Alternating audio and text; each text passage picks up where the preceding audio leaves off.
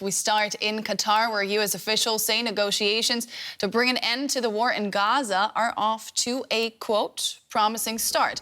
The talks come as the Hamas-run health ministry says the Palestinian death toll from the conflict has surpassed 40,000. Hamas, which sparked the war with its October 7th terror attacks on Israel, is not taking part in the talks. Israel is feeling pressure at home to reach a deal for the release of the remaining hostages. The U.S. and its allies hope a truce might also avert expected Iranian-led reprisals for the recent assassination of Hamas's political leader, Ismail Haniyeh, in Tehran. Let's take a closer look at these negotiations with Middle East expert Daniel Gerlach. Daniel, we've seen so many rounds of negotiations since October, but very little movement since November when that group of hostages was released and exchanged for a group of Palestinian prisoners. Where do things stand right now? Well, over the last couple of months, things have become more and more complicated. And at the same time, which is probably a bit ironic, the Americans have become more and more optimistic in their communication every time a round of negotiation fails and a new one started. So we have to look at the U.S. communication strategy in order to understand what is really at stake. It is true the Americans are trying to use these hostage negotiations, these Gaza negotiations, to prevent a regional war. Mm-hmm. But they're also trying, of course, by creating this optimistic scenarios. White House spokesperson John Kirby just said, I think today, we are just talking about the implementation of the details, which is quite interesting. You know, it's not a question if they agree or not. It's just about the details. Which that means very far from the truth. Yeah, it probably is, but it creates pressure. And then he said something else, which is very interesting. I believe, and that's what the U.S. said in the last couple of weeks repeatedly, that Israel did not achieve the goal of destroying and disabling, let's say, Hamas as a military force in Gaza. And so the Americans said, you will not achieve this goal, so be reasonable, and negotiate. Now, John Kirby said, Israel has almost achieved everything it wanted in order to just, let's say, give a face-saving exit for the Netanyahu government to say, you have won, you have achieved what you wanted, now sign the deal. And that is interesting. I think we have to really read carefully. It's all about the margins of interpretation, and that's also what the Qatari partners are doing. The Iranians are going to tell, the Israelis are trying to protect these negotiations for 3 or 4 days, so basically we're going to attack.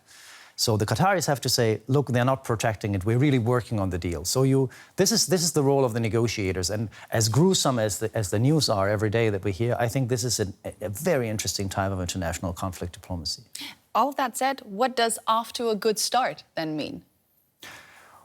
Well, in fact, that you remember last May we talked about the Biden plan when Biden said, well, this is basically an Israeli proposal, and we think that the Israelis have already agreed to that. Then Netanyahu said, no, we did not. It's not our plan. Exactly. Then there were accusations that the Israelis had tried to push in other demands, for example, a continuous military presence of Israel in 2 different corridors in the Gaza Strip. The Israelis denied that, and they said, well, we did not invent this, we didn't come up with this anew. It was something that was already suggested, but maybe it was not outlined in detail in the plan. So it's about the words. But let's say a good start is that negotiations are still happening and that the parties believe that a binding deal is necessary. Because, of course, you can say that Netanyahu is not interested in a deal. He's been accused of that many times, that he just wants to protect the situation on and on and on until he achieves a military victory and stays in power.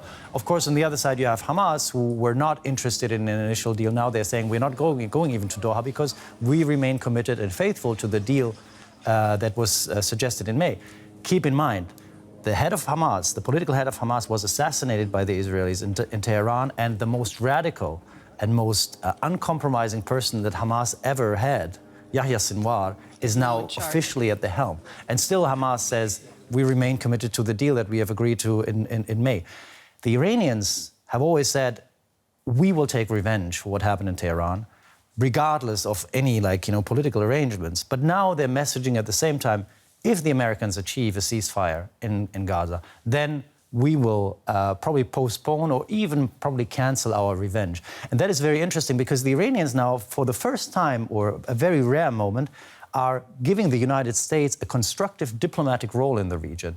They call the Americans the big devil, but at the same time, they're giving them a diplomatic role. And that is good news, I think.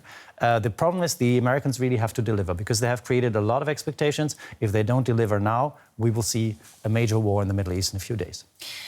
So there are so many sources of pressure at this moment. The threat of a major regional war, the pressure inside Israel to get the hostages released, but also the number of victims that keeps growing and growing in Gaza, civilians that are killed as part of this military operation on both sides. How much longer can the warring factions withstand this kind of pressure? Well, we see that the Netanyahu government can sustain the pressure for a long time. It was not intimidated. It was not even, let's say, impressed by whatever criticism. And let's be honest, the criticism came from the United States from every now and then. But in fact, the United States just signed released a major arms deal. Congress still has to approve, but I don't think there's a problem there.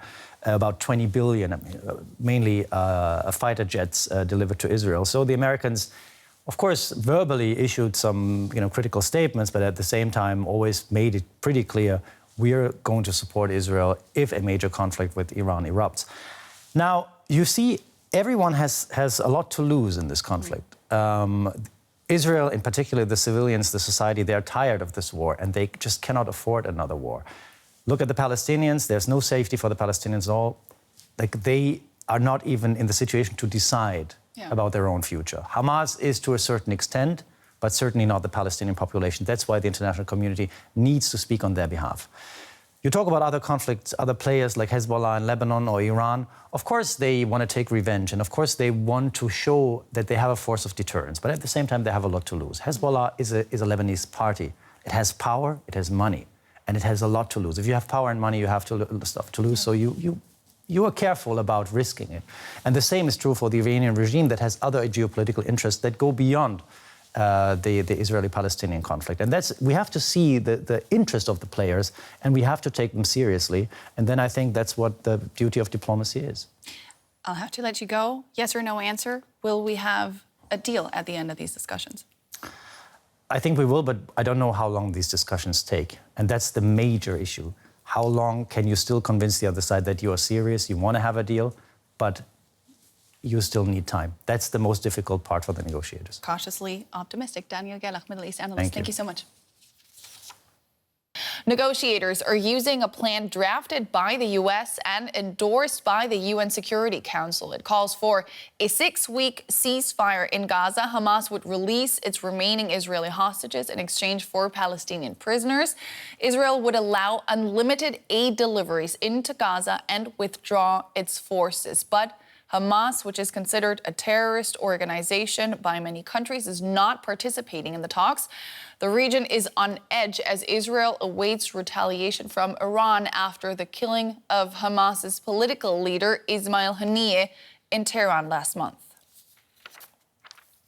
Journalist Karim Gawhary is following the story from Cairo for us. Karim, what are you hearing about the status of the ceasefire negotiations at the moment? Well, the negotiations are starting now, basically in Doha. There was a momentum built up for these negotiations. Of course, this has to do with the regional tension that was building up with the killing of the political Hamas leader Ismail Haniyeh and the military commander Fuad Shukr of Hezbollah in Lebanon. So that, of course, created a lot of pressure because everyone was waiting for the retaliation from Iran, from Hezbollah, possibly also from the Houthis. So the conflict took much wider circles, and that kind of pressured the US and the Egyptian and the Qatari negotiators to ask for this new round of negotiations. As you said, Hamas is not taking part in these negotiations. They're saying they are afraid that Israel is going to impose new conditions, as it's happened many times before, and they call it an Israeli-created maze of negotiations. They want that these negotiations are based on the Biden plan, something that is already discussed since months and days. When this base is really the base of these negotiations, they might also attend at a later point. Don't forget, there is a Hamas representation, a Hamas office in Doha that could join the negotiations anytime. Yeah, they're not present at the talks, but as far as I understand the situation, they're right up the street from where those talks are happening. How likely is that absence of Hamas representatives at the table, though, to impact the success of these negotiations? Well, you see, the outline of the negotiations are clear since months. There's really nothing new to negotiate. There is no new wheel to really invent. We have since months like a three-phase deal on the table. In the first phase, release of some of the hostages and some of the Palestinian prisoners in Israeli prisons in exchange for a 6 weeks ceasefire, followed by a second phase with more releases and basically the idea that the Israeli army, that a permanent end of the war, permanent ceasefire, and then a third phase, which is about rebuilding the Gaza Strip, where you have to have all kinds of course, setups. Who is going to control the Gaza Strip in case the Israeli army is withdrawn? That was journalist Karim Gawhary in Cairo. Thank you so much. You're welcome. We can now speak to a professional negotiator who has worked for various Israeli governments and prime ministers in the past. Moty Cristal heads up a consultancy Nest Negotiations Strategy. He joins us from Tel Aviv. Moty, we mentioned that all Israelis are expecting a retaliatory strike from Iran and or Hezbollah after 2 killings blamed on Israel. Can these negotiations in Qatar make any gains under this shadow or in fact head off a retaliation? Well, I think that it was Iran which explicitly mentioned that if a ceasefire agreement will be reached in Doha, Iran will reconsider its retaliatory attack.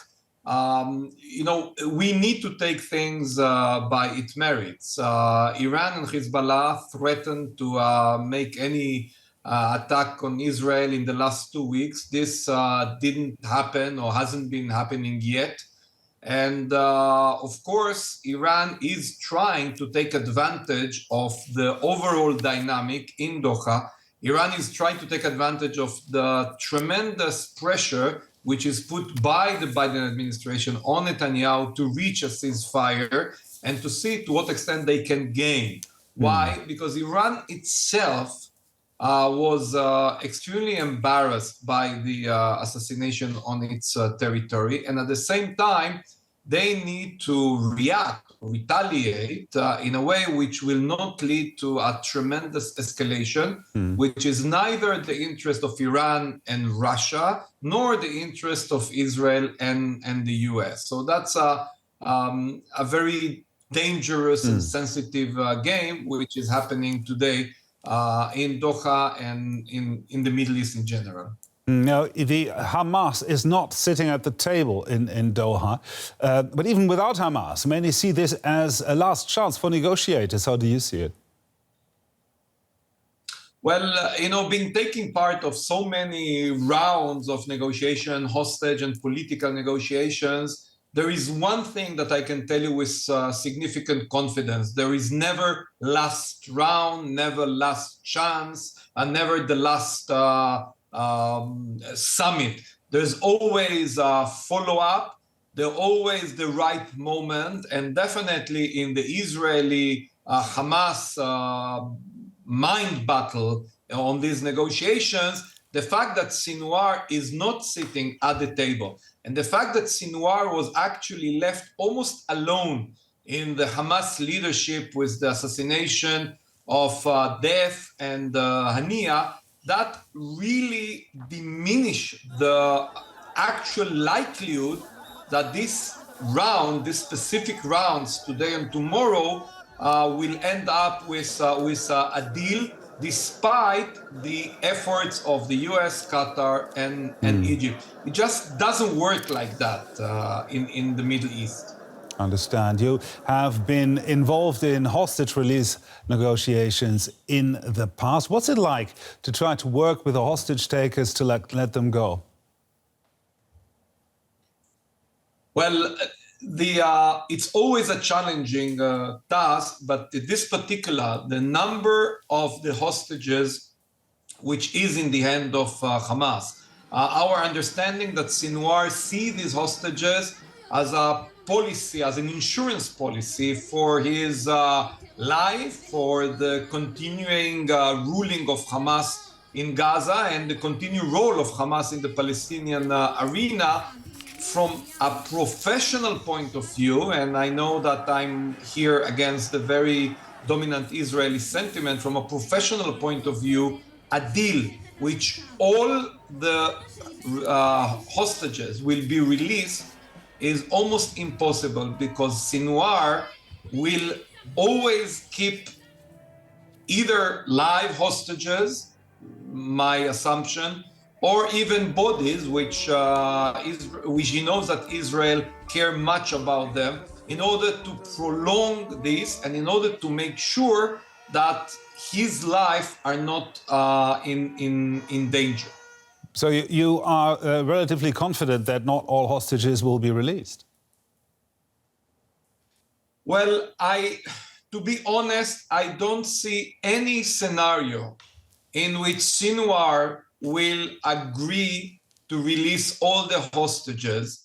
The demands will increase. What the basic principle in hostage negotiation is you free and you take whoever you can. So if there is a deal at the moment, a cessation of violence for a certain period of time, for a release of whoever was left alive by the hand of this terror organization, myself, as a negotiator, as a hostage negotiator, I will take it, because my supreme command is to free as many people as possible. The continuation and the violence and the Israeli-Palestinian conflict will not end this weekend in Doha, and we still have a long way to go, including, unfortunately, staying of hostages in the hand of this terror organization. The only way to resolve this is to completely diminish or destroy, terminate Hamas ruling capacities and regime in Gaza, and a long process of transformation of the Palestinian population. Moty Cristal, a former Israeli crisis negotiator. Thank you very much for sharing your expertise and experiences with us. Thank you. Good evening.